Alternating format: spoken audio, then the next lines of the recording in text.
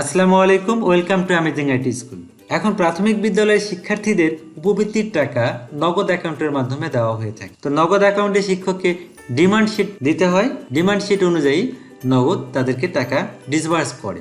একজন শিক্ষক দেখলেন ডিমান্ড শিটের একজন শিক্ষার্থীর সমস্ত তথ্য ঠিক আছে এবং তার টাকার অ্যামাউন্টও দেখাচ্ছে, কিন্তু ওই শিক্ষার্থীর অ্যাকাউন্টে কোনো টাকা আসেনি। তখন শিক্ষক ডিসবার্সমেন্ট রিপোর্ট ডাউনলোড করে দেখলেন ডিসবার্সমেন্ট শিটে তার নামই নেই। তো ডিসবার্সমেন্ট শিটে নাম না থাকলে ওই শিক্ষার্থী টাকা পাবে না, এটাই স্বাভাবিক। আমাদের আজকের ভিডিওতে আমরা দেখব কেন এমনটি হয়। তো চলুন দেখে আসি আজকের ভিডিওটি।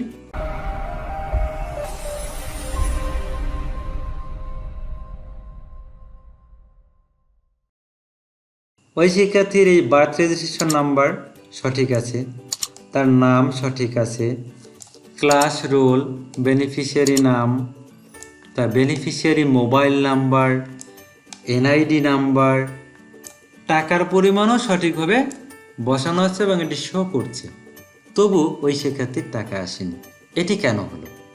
এটির একটি কারণ হলো এই যে অভিভাবক যে এনআইডি নাম্বারটি দিয়েছেন, আপনি একটু খোঁজ নিয়ে দেখেন এই এনআইডি নাম্বার ব্যবহার করে ওই অভিভাবক এই আপনাকে যে মোবাইল নাম্বারটি দিয়েছে, যেখানে যে মোবাইল নাম্বারটি দিয়েছে, এই মোবাইল নাম্বার ছাড়া অন্য কোনো মোবাইল নাম্বারে এই এনআইডি ব্যবহার করে নগদ অ্যাকাউন্ট করেছেন।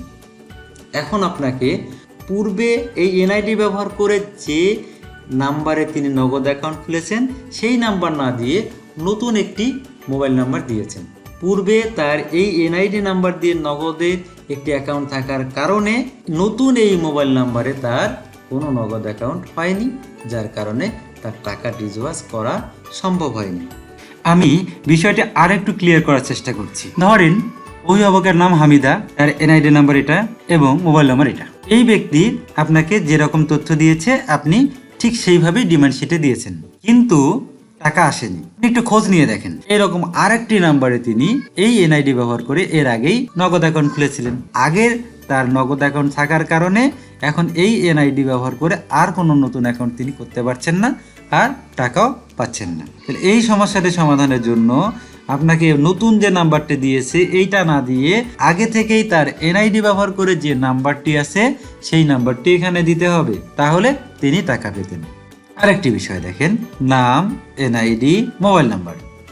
এখন দেখেন এই যে মোবাইল নাম্বারটি এখানে দেওয়া আছে, এই মোবাইল নাম্বারটি যদি তার অন্য একটি এনআইডি দিয়ে নগদে অ্যাকাউন্ট করা আছে, এক্ষেত্রেও কিন্তু তিনি টাকা পাবেন না। এই ক্ষেত্রে এখন কি করতে হবে, যে এনআইডি দিয়ে তিনি এই নাম্বারে অ্যাকাউন্টটি করেছেন ঠিক সেই এনআইডিটি ব্যবহার করতে হবে এবং তারই নাম ব্যবহার করতে হবে। এখন দেখেন নাম, NID number, mobile number, mobile নাম্বারের লাস্ট ডিজিট কিংবা যে কোনো একটা ডিজিট ভুল হয়ে গেছে। এখন পরের কিস্তিতে আপনি এসে কি করলেন, যেটুকু ভুল হয়েছে সেটুকু ঠিক করে দিলেন।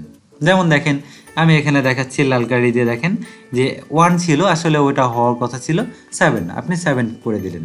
এই ক্ষেত্রেও কিন্তু টাকা না পাওয়ার সম্ভাবনা আছে, কারণ আপনি যে ইনফরমেশন দিয়েছেন, ভুল করে যার নাম্বার আপনি দিয়েছেন, ওই ব্যক্তি যদি এটি বুঝতে পারে যে তার অ্যাকাউন্টে নগদের টাকা এসেছে, উনি যদি নগদ অ্যাকাউন্ট ক্রিয়েট করে ফেলেন এবং সেই টাকাটা উইথড্র করে ফেলেন, তাহলে কিন্তু আর আপনি টাকা পাবেন না। পরে আপনি নাম্বার সংশোধন করে দিলেও পাবেন না, কারণ কি আগে যে আপনি এনআইডি দিয়েছিলেন সেই এনআইডি দিয়ে আপনি ভুল করে যে নাম্বার বসিয়েছেন সেই নাম্বারে অ্যাকাউন্ট হয়ে গেছে, অর্থাৎ ওই এনআইডি আপনি আর কোনো নাম্বারের জন্য ব্যবহার করতে পারছেন না। তখন আপনাকে এই যে নতুন যে নাম্বার আপনি দিলেন সেটার জন্য এখন অন্য একটি এনআইডি নাম্বার ব্যবহার করতে হবে, যে এনআইডিটি ব্যবহার করে কোনো রকম নগদ অ্যাকাউন্ট করা হয়নি এবং যার এনআইডি নাম্বার দিয়েছেন ঠিক তারই নামে অভিভাবক হিসেবে দিতে হবে, তাহলে আপনার এই সমস্যাটি হবে না। এগুলো ছাড়াও আপনি যদি কোনো নগদ এজেন্ট নাম্বার ব্যবহার করেন তবুও কিন্তু আপনি টাকা পাবেন না। তারপর আপনি যদি